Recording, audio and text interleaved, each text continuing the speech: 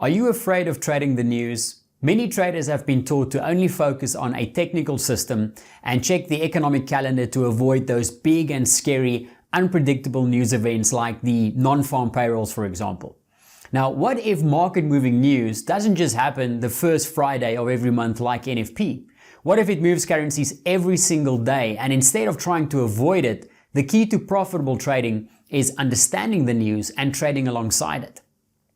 You see, professional traders aren't content with only using technical analysis. They want the advantage of knowing that the fundamentals and day-to-day market sentiment is in the favor of their trade as well. With all the elements combined, that gives them a great edge in the market.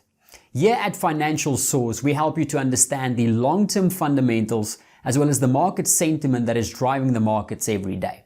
And if you go to our homepage at financialsource.co right now, you'll see that we put up to 20 videos per day for free, which covers the currencies that are moving right now and helps you to understand what sentiment is moving the market and where you can look to trade it as well.